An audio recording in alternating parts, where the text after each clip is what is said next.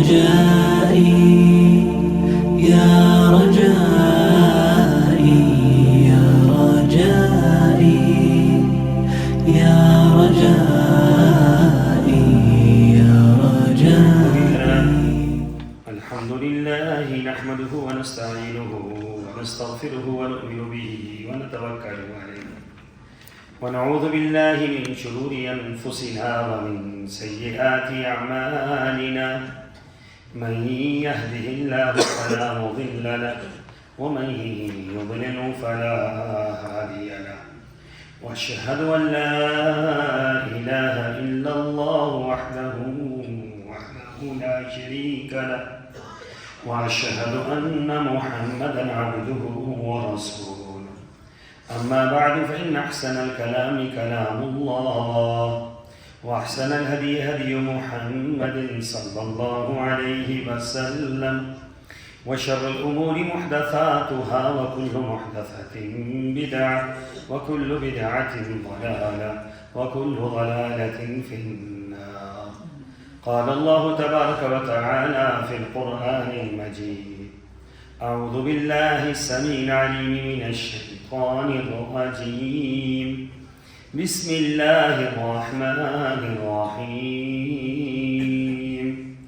والمنافقون والمنافقات بعضهم من بعض يأمرون بالمنكر وينهون عن المعروف ويقبضون أيديهم نسوا الله فنسيهم إن المنافقين هم الفاسقون. وعد الله المنافقين والمنافقات والكفار نار جهنم خالدين فيها هي حسبهم ولعنهم الله ولهم عذاب مقيم. كالذين من قبلكم كانوا أشد منكم قوة وأكثر أموالا وأولادا فاستمتعوا فاستمتعتم بخلاقكم كما استمتع الذين من قبلكم بخلاقهم وخذتم كالذي خاضوا أولئك حبطت أعمالهم في الدنيا والآخرة وأولئك هم الخاسرون. اللهم صل على محمد وعلى آل محمد كما صليت على إبراهيم وعلى آل إبراهيم إنك حميد مجيد. اللهم بارك على محمد وعلى آل محمد كما باركت على إبراهيم وعلى آل إبراهيم إنك حميد مجيد. سبحانك لا علم لنا إلا ما علمتنا إنك أنت العليم الحكيم. منافق مرد ہوں یا عورتیں ایک ہی سلسلے سے وابستہ ہیں جو برے کام کا حکم دیتے اور بھلے کام سے روکتے ہیں اور اپنے ہاتھ بھلائی صدقے سے کھینچ لیتے ہیں. وہ اللہ کو بھول گئے ہیں، وہ اللہ نے انہیں بھلا دیا ہے. یہ منافق دراصل ہیں ہی نافرمان. منافق مردوں، منافق عورتوں اور کافروں سے اللہ نے دوزخ کی آگ کا وعدہ کر رکھا ہے جس میں وہ ہمیشہ رہیں اور وہ انہیں کافی ہے. ان پر اللہ کی پھٹکار ہے اور اللہ تعالیٰ کا دائمی عذاب ان کے لیے مقرر ہے. یہ انہی لوگوں کی طرح ہیں جو ان سے پہلے تھے. وہ لوگ تم سے زیادہ طاقتور اور مال و اولاد کے لحاظ سے تم سے بڑھ کر تھے. انہوں نے اپنے مقدر کے مزے لوٹے اور تم اپنے مقدر کے مزے لوٹو گے. جس طرح تم سے پہلے لوگ تباہ و برباد ہوئے، ایسے ہی تم بھی تباہ و برباد ہو گئے. اور پھر ایسے ہی لوگ جن کے اعمال دنیا اور آخرت میں برباد ہوں گے، اور یہی لوگ ہیں جو خسارہ پانے والے ہیں. آیت نمبر 68 تا 69 سورہ التوبہ. معزز سامعین گرامی، رمضان مبارک کا بابرکت مہینہ گزرا ہے۔ اللہ تبارک و تعالیٰ نے اس مہینے کے اندر اہل ایمان کو بے شمار نیکیاں کرنے کی توفیق دی، اور اللہ تعالیٰ سے دعا ہے کہ اللہ تعالیٰ ان نیکیوں کو اپنی بارگاہ میں قبول و منظور فرمائے۔ سامعین محترم، جب آپ کے پاس دنیاوی مال و متاع آتا ہے، دنیا کا آپ کے پاس مال، سونا، چاندی، ہیرے، جوہرات آتے ہیں، تو آپ ان کی حفاظت کے لیے خاص انتظامات کرتے ہیں کہ کہیں یہ ہمارا مال تباہ نہ ہو جائے، یا کوئی اس کو اٹھا کر نہ لے جائے، کوئی اچک کے نہ لے جائے، کوئی ڈاکو ڈاکہ نہ مار دے، کوئی چور چوری نہ کر لے، کوئی اور سانحہ نہ پیش آ جائے۔ آپ اس کی حفاظت کی حتی الوسع کوشش کرتے ہیں۔ یہ تو دنیاوی چیز ہے، جو ضائع ہو بھی گئی تو ہو سکتا ہے آگے اور اس سے اچھی مل جائے، لیکن اسی طریقے سے ہماری نیکیاں ہیں، جو ہم نے نیکیاں کی ہیں، اب ان نیکیوں کی ہم نے حفاظت کرنی ہے، کیونکہ ان نیکیوں کے اوپر شیطان کی نظر ہے، ان نیکیوں کے اوپر شیطان کا وار ہے، اور شیطان نے قسم اٹھا رکھی ہے کہ میں ہر صورت میں لأغوینہم اجمعین، چاہے وہ چھوٹا ہے، چاہے وہ بڑا ہے، چاہے وہ نیک ہے، چاہے وہ بد ہے، وہ میری بات مانتا ہے نہیں مانتا، حملہ میں نے ضرور کرنا ہے۔ یہ الگ بات ہے کہ میرا حملہ بعض پر کاریگر ہوگا، بعض پر نہیں ہوگا۔ ڈاکو تو ڈاکہ مارتا ہے نا، چور تو چوری کرتا ہے، لیکن بعض اوقات اس کی چوری رائیگاں جاتی ہے، نہیں کر سکتا، اپنی تکمیل تک نہیں پہنچ سکتا۔ اسی طریقے سے اس نے یہ وعدہ کیا ہوا ہے، عہد کیا ہوا ہے کہ میں نے لازماً ان پر حملہ کرنا ہے۔ تو آگے یہ ہے کہ اگلا بندہ جس کو اللہ نے ایمان کی دولت سے نوازا ہے، جس کو اللہ نے رمضان مبارک کے اندر سعادت دی ہے کہ اس نے نیکیاں اکٹھی کر لی، اب اس کا فرض بنتا ہے کہ اپنی نیکیوں کی حفاظت کرے، اس کے لیے خاص انتظام، خاص اہتمام کرے، اور وہ اعمال نہ کرے کہ جس سے نیکیاں برباد ہو جائیں۔ یاد رکھیں کہ شیطان کے لیے سب سے بڑی بات، سب سے خوبصورت بات یہی ہے کہ وہ اعمال کروائے جس سے نیکیاں برباد ہو جاتی ہیں، اور نیکی ایک برباد نہیں ہوتی، بعض اعمال ایسے ہیں جس سے ساری کی ساری نیکیاں برباد ہو جاتی ہیں۔ یہ نہیں ہے کہ رمضان کی برباد ہوں گی، آپ نے جب سے نیکیاں شروع کی ہیں آج تک کی نیکیاں آپ کی ساری برباد ہو جائیں گی اگر یہ اعمال آپ نے کر لی۔ اس لیے قرآن و سنت کے موتیوں سے اور قرآن و سنت کی تحقیق سے میں چند چیزیں ایسی آپ کے لیے تلاش کر کے لایا ہوں کہ جس کے ذریعے شیطان انسان پر حملہ آور ہوتا ہے اور اس کی نیکیوں کو برباد کر دیتا ہے، اور اس ارادے اور نیت کے ساتھ کہ اللہ تعالیٰ پہلے مجھے ان سب اعمال سے بچنے کی توفیق عطا فرمائے، اور پھر ہم سب کو اللہ تعالیٰ یہ توفیق عطا فرمائے کہ ہم ان اعمال سے بچیں کہ جن سے نیکیاں برباد ہو جاتی ہیں۔ نیکیاں برباد ہونا یہ کوئی معمولی معاملہ نہیں ہے۔ ایک انسان کی پوری زندگی کی کمائی اکارت ہو جائے، برباد ہو جائے، تو اس کے پلے رہتا کیا؟ اللہ نہ کرے ادھر سے نیکیاں برباد ہوئی، ادھر سے موت کا وقت آ گیا، تو انسان کے پلے کیا رہا؟ انسان کدھر کھڑا ہے؟ آپ سوچیں کہ کھڑا کدھر ہے؟ ادھر سے نیکیاں برباد، ادھر سے موت کا وقت، اب نہ ادھر کا رہا تو نہ ادھر کا رہا۔ تو اس بنا پر ہمیشہ ایسے اعمال سے دور رہنا اور ایسے اعمال کو اختیار کرنا کہ جس سے نیکیوں کی حفاظت ہوتی ہے، اور ایسے اعمال سے دور رہنا جس سے نیکیاں برباد ہوتی ہیں۔ جن چیزوں سے نیکیاں برباد ہوتی ہیں ان میں سے پہلی چیز اللہ تبارک و تعالیٰ نے قرآن پاک کے اندر بیان فرمائی، واضح طور پر بیان فرمایا کہ سب سے بڑی چیز، سب سے اہم چیز جس سے ساری نیکیاں برباد ہوتی ہیں وہ شرک کا ایک جملہ صرف ایک حرف، ایک جملہ، ایک لفظ، آپ یہ بات کہہ دیں کہ فلاں جو بابا ہے نا یہ ساری مرادیں پوری کر سکتا ہے، بس سب کچھ برباد ہو گیا۔ آپ یہ بات کہہ دیں کہ فلاں قبر والا جو ہے وہ کرنیہ والا ہے، بس سب کچھ ختم ہو گیا، سارے اعمال ختم ہو گئے جو آپ نے پیچھے کیے ہیں، حج ہیں، عمرے ہیں، رمضان ہے، نمازیں ہیں، روزے ہیں، زکوٰۃ ہے، حج ہے، جہاد، جو کچھ بھی ہے سب کچھ ایک لفظ سے برباد ہوتا ہے۔ اس لیے رسول اللہ صلی اللہ علیہ وسلم نے بڑی عجیب بات فرمائی، آپ نے فرمایا انسان نیک اعمال کرتا ہے، اتنے نیک اعمال کرتا ہے، اس کے اور جنت کے درمیان ایک بالش کا فاصلہ ہے۔ ایک بالش کتنا ہے؟ ایک بالش کا فاصلہ رہ جاتا ہے، یہاں تک کہ اس کی زبان سے ایک جملہ ایسا نکلتا ہے، ایک حرف، ایک جملہ صرف، جو اللہ کو اتنا ناپسند ہوتا ہے۔ شرک اللہ کو سب سے زیادہ ناپسند ہے، شرکیہ جملہ ناپسند ہے، شرک کی بات ناپسند ہے، شرک کے اصول ناپسند ہے، تو ایک جملہ اس کی زبان سے نکلتا ہے، اللہ اس کو جنت سے اٹھا کر, اس کی دہلیز سے اٹھا کر اللہ جہنم کی گہرائی میں پھینک دیتے ہیں. تو اس کا سبب کیا بنتا ہے؟ ایک جملہ, ایک حرف. ہم یہ نہ سمجھیں کہ ہمارے حروف سے کچھ نہیں ہوتا. ہمارے حروف سے تقدیر بدلتی, ہمارے حروف سے اللہ کے فیصلے بدلتے ہیں, ہمارے حروف سے اللہ کے حکم بدلتے ہیں, ہمارے حروف سے اللہ تعالیٰ جو ہے کہاں سے اٹھا کر بندے کو کہاں پر پھینک دیتا ہے. تو اس بنا پر سب سے پہلا اور خطرناک کام کیا ہے؟ وہ شرک.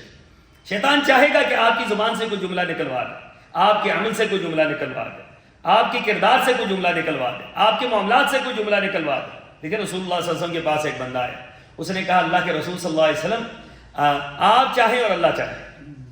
اب جملہ بظاہر کیا ہے؟ کچھ بھی نہیں ہے, بظاہر تو چھوٹا سا جملہ ہے, آپ چاہیں اور اللہ چاہے. اللہ کے رسول صلی اللہ علیہ وسلم نے فرمایا کہ تو نے یہ کیا کیا, کتنا بڑا جملہ تو نے کہہ دیا.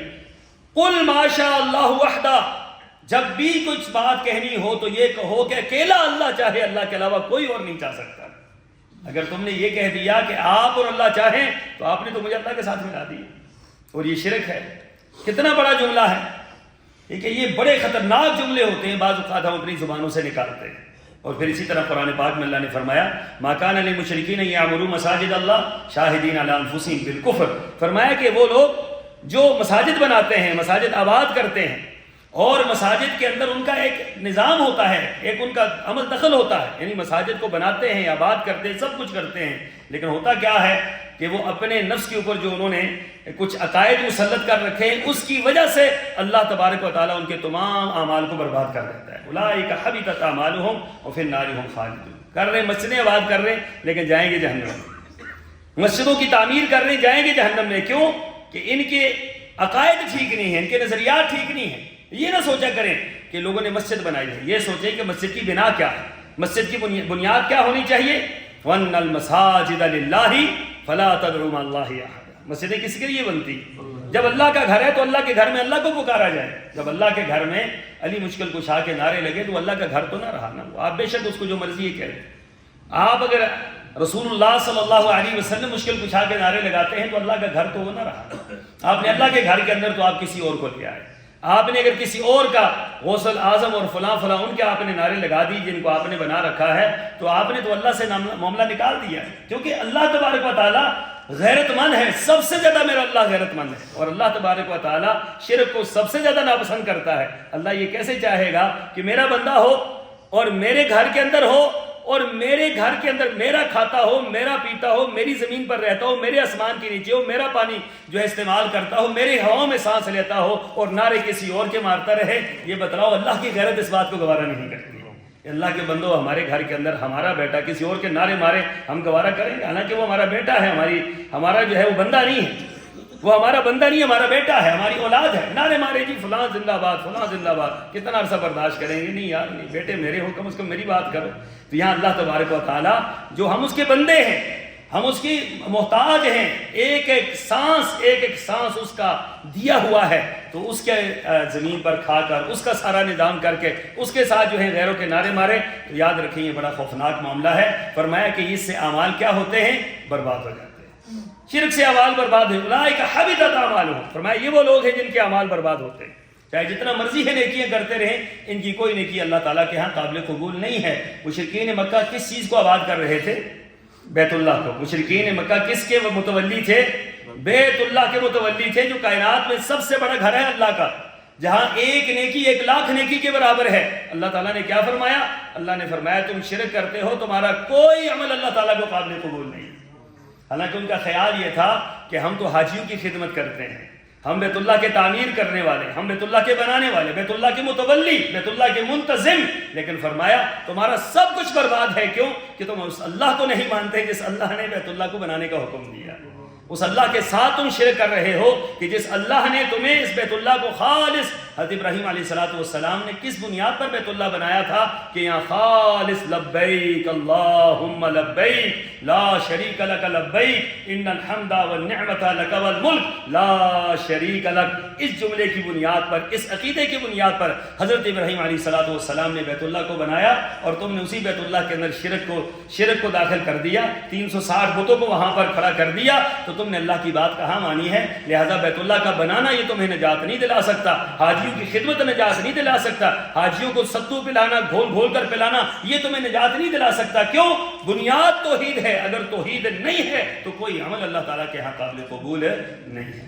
تو دوسری بات اور اہم ترین بات جو خطبے کے اندر آیت تلاوت کی گئی، فرمایا کہ وہ منافقت ہے جو انسان کے اعمال کو برباد کر دے۔ منافقت کیا ہے؟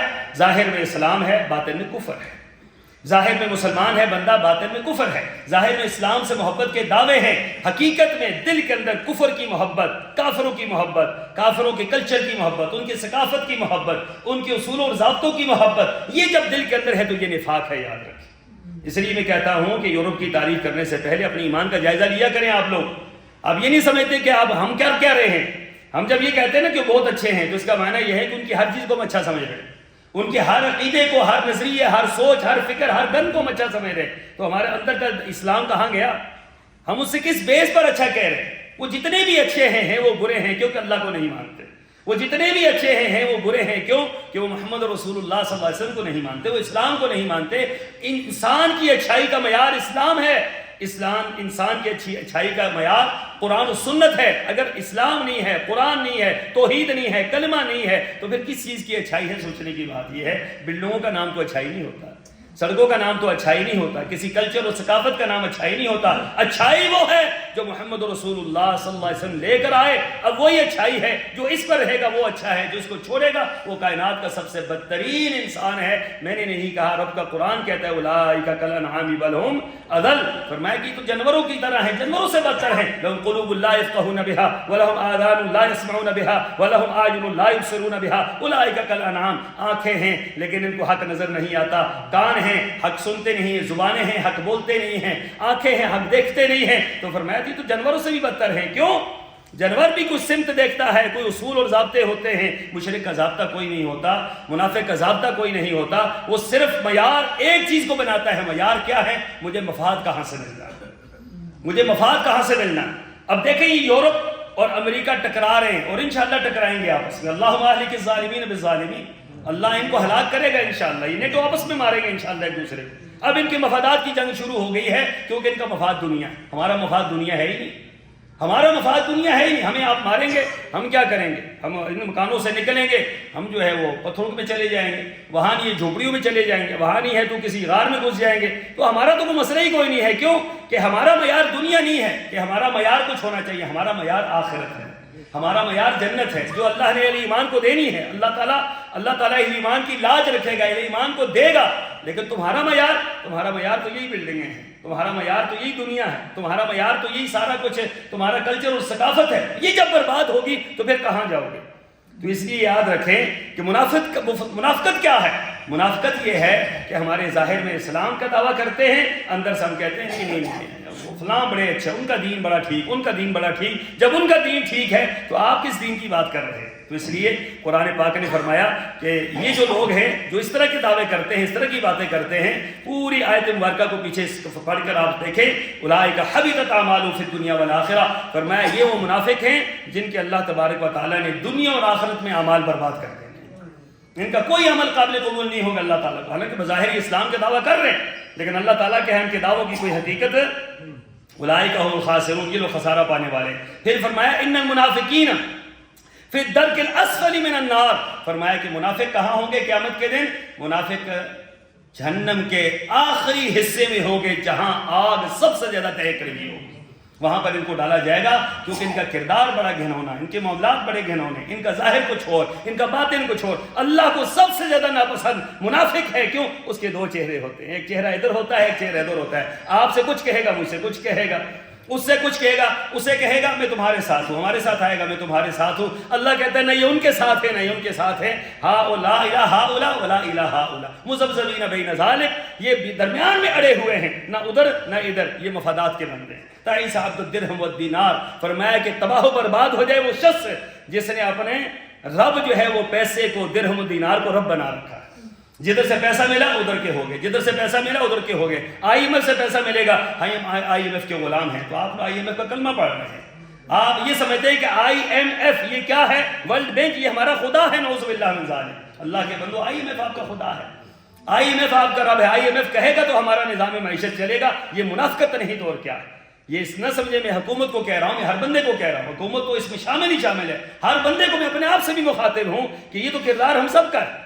ہم یہ سمجھتے ہیں کافروں کے بغیر ہمارا گزارا نہیں، تو جب کافروں کے بغیر ہمارا گزارا نہیں ہے، امریکہ کے بغیر ہمارا گزارا نہیں ہے، اور ان کی امداد کے بغیر ہمارا گزارا نہیں ہے، تو ذرا اندر دیکھیے، اندر ایمان کوئی بھی نہیں، اندر منافقت آ چکی ہے۔ منافقت نے ڈیرے ڈال دیے ہیں، منافقت نے اندر جو ہے جالے بن لیے ہیں، منافقت نے اندر مضبوط دیوار قائم کر لی ہے۔ وہ یہ بات آپ کو باور کروا چکا ہے کہ آپ کا ان کے بغیر گزارا نہیں ہے، تو اس کا معنی یہ ہے کہ آپ کا اللہ سے اعتماد اٹھ چکا ہے، آپ کا یورپ پر اعتماد آ چکا ہے، ورلڈ بینک پر آپ کا اعتماد آ چکا ہے، آپ نے ان کو خدا مان لیا ہے۔ جب ان کو خدا مانا ہے تو اس خدا نے تو آپ سے برات کا اظہار کرنا ہے۔ وَلَا تَكُونُوا كَالَّذِينَ نَسُوا اللَّهَ فَأَنسَاهُمْ أَنفُسَهُمْ، فرمایا اللہ کو نہ بلانا، تمہارے ہر جملے میں اللہ کا لفظ ہونا چاہیے، ہر بات میں اللہ کی بات ہونی چاہیے، ہر اصول میں اللہ کا اصول ہونا چاہیے۔ تمہاری جب باتیں یہ ہوں گی کہ نہیں ہمارا تو یہ معاملہ اس طرح نہیں چل سکتا، تو معذرت کے ساتھ ہم اسلام کی دیوار کو چھوڑ چکے ہیں اور نفاق کو ہم اختیار کر چکے ہیں۔ تو اس بنا پر منافقت یہ وہ بدترین عمل ہے کہ جس سے انسان کے اعمال کیا ہوتے ہیں؟ برباد ہو جاتے ہیں۔ تیسری بات، کفر۔ انسان کفری جملہ کوئی کہہ دیتا ہے، جس طرح میں نے پہلے شرک کی بات کی، فرمایا وَمَن يَكْفُرْ بِالْإِيمَانِ فَقَدْ حَبِطَ عَمَلُهُ وَهُوَ فِي الْآخِرَةِ مِنَ الْخَاسِرِينَ۔ فرمایا کہ جو شخص کفر کا جملہ اختیار کرتا ہے، کفر کی بات کرتا ہے، کفر کے ضابطوں کو اچھا سمجھتا ہے، کفریہ کلمات اس سے، کفریہ عمل نکل جاتا ہے اس سے۔ معذرت کے ساتھ دیکھیں، ہم لوگ بعض اوقات کھڑے ہوتے ہیں تو ہمارے ساتھ عیسائی آ گیا، کچھ اور آ گیا، تو ہم نے کیا کرنا ہوتا ہے؟ تو یہ کیک کاٹیں، تو کیک آپ نے عیسائی کے ہاتھ میں وہ لیا، اور یہ کون سے کیک ہوتے ہیں جو وہ کاٹتے ہیں؟ میرے خیال میں ان کی کوئی کرسمس ہوتی، آپ نے کیک کاٹا، تو آپ نے کیا کاٹا؟ آپ نے کبھی سوچا ہے آپ نے یہ کیا کاٹا ہے؟ یہ آپ نے کیک نہیں کاٹا، آپ نے اپنے عقیدے کو ذبح کر دیا ہے، کیونکہ انہوں نے کہا کہ حضرت مریم کے ہاں خدا پیدا ہوا، اس کی خوشی میں ہم آج کیک کاٹ رہے ہیں۔ آپ کا بھی عقیدہ یہ ہے کہ حضرت مریم کے ہاں خدا پیدا ہوا؟ آپ کو تو اللہ تعالیٰ نے یہ حکم دیا کہ آپ انکار کریں اس چیز کا، طاغوت کا انکار کریں۔ وَمَن يَكْفُرْ بِالطَّاغُوتِ وَيُؤْمِن بِاللَّهِ فَقَدِ اسْتَمْسَكَ بِالْعُرْوَةِ الْوُثْقَىٰ لا الہ الا اللہ۔ پہلے لا الہ، پہلے جو ہے انکار ہے، پہلے انکار ہے، پھر جو ہے وہ اقرار ہے، پہلے نفی ہے پھر اثبات ہے۔ آپ پہلے تو نفی نہیں کر رہے، اثبات آپ کا کیسے کام آ رہے ہیں؟ اس بنا پر یاد رکھیں کہ عقیدے کو منحوظ خاطر رکھیں، کبھی یہ نہ سمجھیں یہ عیسائی ہے، یہ پڑوسی ہے، یہ فلاں ہے، یہ فلاں ہے، ان کو پیچھے رکھیں۔ کیوں؟ اسلام نے پیچھے رکھا ہے۔ آپ کا کوئی چیز، آپ کی کوئی بات ان سے نہیں ملتی، فقط اتنی سی بات ہے کہ آپ کے ساتھ رہتے ہیں، بس اتنی بات ہے، اقلیت ہے، اتنی بات ہے۔ اس سے آگے آپ کا تعلق، آپ اٹھنا بیٹھنا، کھانا پینا، نشست برخاست، دوستی یاری، تعلق، یہ قطعاً ان کے ساتھ نہیں ہے۔ کیوں؟ اگر آپ ان کے ساتھ رکھیں گے تو اللہ تعالیٰ قرآن میں فرما رہا ہے فقد حبط عملہ، فرمایا ان کے اعمال کیا ہو جائیں گے؟ برباد ہو جائیں گے۔ تو کفر کے ساتھ تعلق رکھنا یا کفریہ جملہ بولنا، یہ ایک ہی ضمن میں، ایک ہی معنوں میں آتا ہے۔ اسی طریقے سے چوتھی بات اور اہم ترین بات ارتداد ہے، مرتد ہو جانا، اسلام کو چھوڑ دینا، اسلام کا انکار کر دینا۔ تو رسول اللہ صلی اللہ علیہ وسلم نے قرآن پاک کی آیت مبارکہ میں اللہ نے کیا فرمایا؟ وَمَن يَرْتَدِدْ مِنْكُمْ عَنْ دِينِهِ فَيَمُتْ وَهُوَ كَافِرٌ فَأُولَٰئِكَ حَبِطَتْ أَعْمَالُهُمْ فِي الدُّنْيَا وَالْآخِرَةِ أُولَٰئِكَ أَصْحَابُ النَّارِ هُمْ فِيهَا خَالِدُونَ۔ فرمایا وہ لوگ جو مرتد ہو گئے، جنہوں نے اسلام کو چھوڑ دیا، اللہ نہ کرے کوئی اسلام کو چھوڑ دیتا ہے، تو اسلام کو جس نے چھوڑا اس کا عمل کیا ہو گیا؟ اس سے پہلے جتنے اعمال سر برباد ہو گئے، سب تباہ ہو گئے، سب اکارت ہو گئے، سب ختم ہو گئے۔ تو اس لیے فرمایا خبردار ارتداد اختیار نہ کرنا۔ جو ارتداد اختیار کرتا ہے دنیا اور آخرت میں اس کے تمام اعمال برباد ہوتے ہیں، یہ جہنم میں جائیں گے اور ہمیشہ اس جہنم میں رہیں گے۔ پانچویں بات فرمایا اللہ تعالیٰ کے آیات اور ملاقات کی تکذیب۔ اللہ کے آیات اللہ کی نشانیاں ہوتی ہیں، اللہ تعالیٰ کا انکار، اللہ تعالیٰ کی آیات کا انکار۔ اللہ تعالیٰ کی آیات کا انکار کیا ہے؟ آپ دیکھ رہے ہیں کہ اللہ تعالیٰ جو ہے زمین بنائی ہے، آسمان بنایا ہے، چاند سورج ستارے سب کچھ میرے اللہ نے بنایا ہے۔ آپ اس کو دیکھ کر بھی اس کا انکار کر دیں، اس کو دیکھ کر بھی اللہ پر ایمان نہ لائیں، اس کو دیکھ کر بھی آپ کے اندر ایمانی جذبہ اور ایمانی حرارت پیدا نہ ہو، تو پھر کیا ہے؟ پھر اللہ تعالیٰ نے آپ کے اعمال برباد کر دینے ہیں۔ اور دوسری بات کیا ہے؟ اللہ کی ملاقات۔ اہل ایمان کا یہ ایمان ہے کہ ہم سب نے کس سے ملنا ہے؟ اللہ سے ملنا ہے۔ دو باتیں ضرور اہل ایمان کو ہمیشہ مد نظر رکھنی چاہیے، ایک اللہ سے ملاقات اور دوسرا اللہ کا دیدار۔ اللہ سے ملاقات بھی ہوگی، اللہ کا دیدار بھی ہوگا۔ دیدار دور سے ہوتا ہے، ملاقات قریب سے ہوتی ہے۔ دیدار دور سے ہوتا ہے، ملاقات قریب سے ہوتی ہے. آپ نے چاند کو تو سب نے دیدار کیا ہے لیکن ملاقات کبھی نہیں کی. ٹھیک ہے، ملاقات جو ہے نا اللہ تبارک و تعالیٰ کی ملاقات بھی ہوگی، دیدار بھی ہوگا. اور دیدار کیسے ہوگا؟ رسول اللہ صلی اللہ علیہ وسلم نے فرمایا تم میں سے کسی نے 14ویں رات کے چاند کو دیکھا ہے؟ کوئی بھگدڑ مچتی ہے، کوئی پریشانی ہوتی ہے، کوئی ہٹو بچوں کی صدائیں آتی ہیں، بھائی میں دیکھ لوں، میں ہر بندہ دیکھتا ہے 14ویں رات کے چاند کو. فرمایا جس طرح تم 14ویں رات کے چاند کو دیکھتے ہو اس طرح اللہ کی ذات کو دیکھو.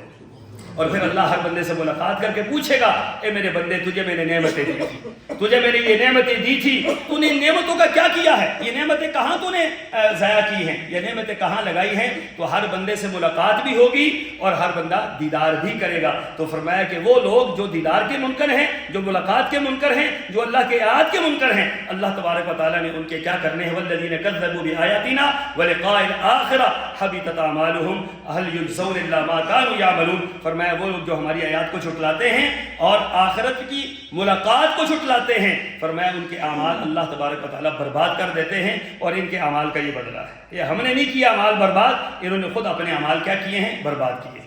اسی طریقے سے اللہ اور اس کے رسول کی نافرمانی، اللہ اور اس کے رسول کی نافرمانیوں میں جو بندہ لگا رہتا ہے اس کے اعمال برباد ہو جاتے ہیں.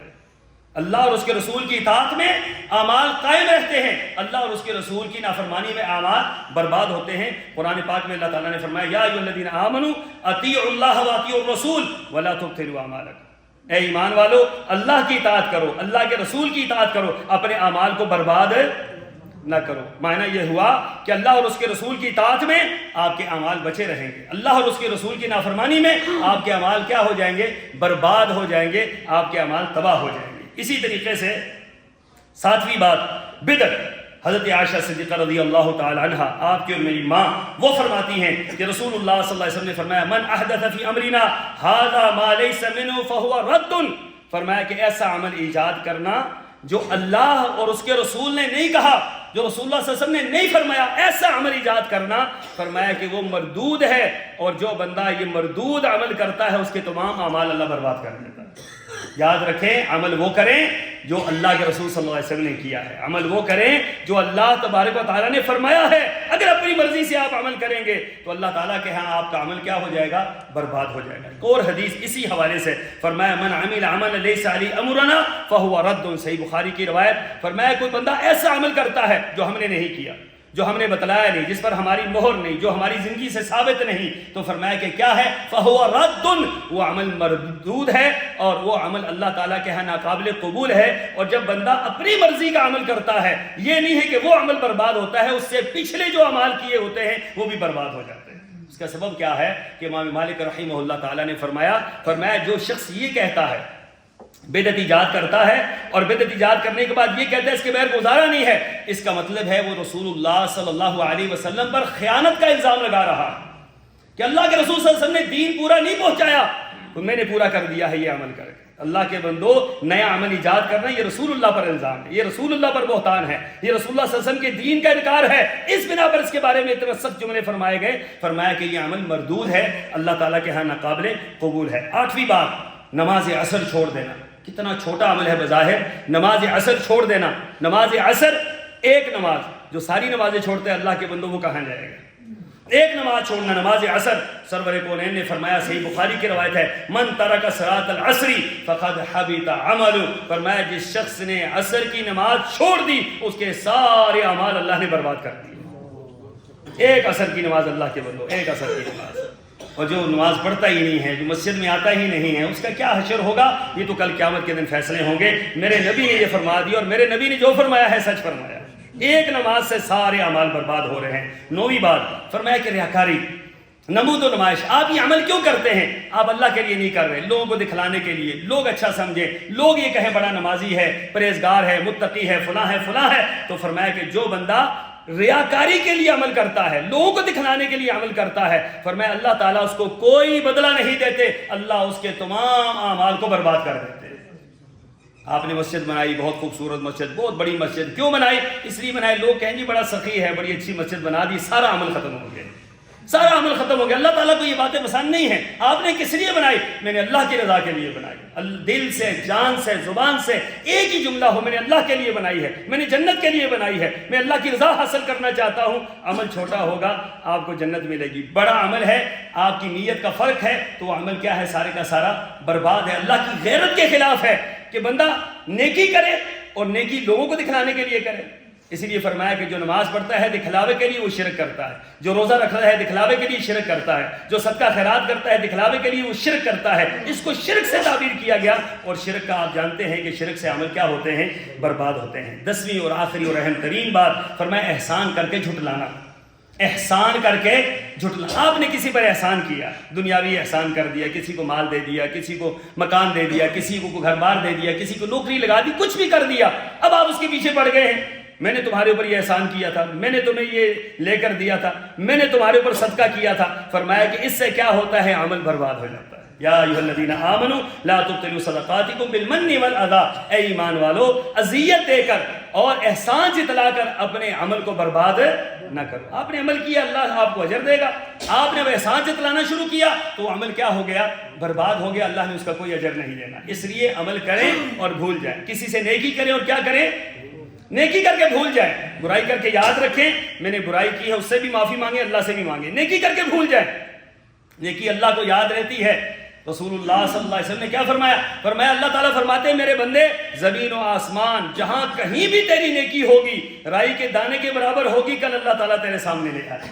فَمَن يَعْمَلْ مِثْقَالَ ذَرَّةٍ خَيْرًا يَرَهُ وَمَن يَعْمَلْ مِثْقَالَ ذَرَّةٍ شَرًّا يَرَهُ. رائی کے دانے کے برابر نیکی ہے آپ کے سامنے، برائی ہے آپ کے سامنے. نیکی ضائع نہیں ہوگی. نیکی کی آپ فکر نہ کریں، برائی کی فکر کریں. کیوں؟ برائی آپ کے پکڑ کا باعث بن سکتی، برائی آپ کے خسارے کا باعث بن سکتی، برائی آپ کی تباہی اور بربادی کا باعث بن سکتی ہے. ایک برائی ہو سکتا ہے جہنم میں لے جانے کا باعث بن جائے. اس لیے بھائیو، یہ جو چند چیزیں آپ کے سامنے میں نے پیش کی ہیں یہ وہ ہیں جو اعمال کو برباد کرتی ہیں. ہمیشہ ان چیزوں سے بچیں. بالخصوص رمضان مبارک کے بعد آپ نے نیکیاں کی ہیں، نیکیوں کے آپ کے پاس انبار ہیں، کہیں ایسا نہ ہو شیطان حملہ آور ہو اور آپ ان میں سے کوئی عمل کر بیٹھیں تو ساری کی ساری آپ کی نیکیاں، ساری محنتیں اکارت ہو جائیں، ضائع ہو جائیں. اللہ مجھے اور آپ کو عمل کی توفیق عطا فرمائے. جب تک زندہ رہیں اسلام پر زندہ رہیں، جب موت آئے ایمان پر موت نصیب فرمائے. وآخر دعوانا ان الحمد للہ رب العالمین.